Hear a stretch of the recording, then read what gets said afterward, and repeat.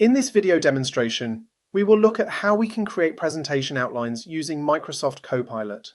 In this example, I would like to draft an outline presentation about different management techniques.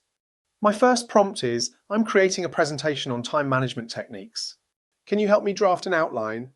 As we can see, the AI tool has generated slides and suggested content which has been organized into a logical flow.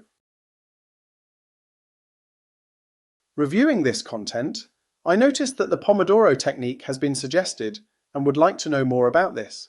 The prompt I use is, can you provide examples of how the Pomodoro technique can be used in different work settings? As we can see, the AI tool has suggested some job roles and how the Pomodoro technique could be used. Microsoft Copilot can help generate ideas to ensure that your presentation is engaging and easy to follow. I ask, can you suggest ideas for slides to support my presentation on time management? Just to have a few ideas that I could potentially include. As we can see, the AI tool has generated a number of suggestions. When we are looking for ideas, this is where AI can be useful at making suggestions and ideal as an assistant.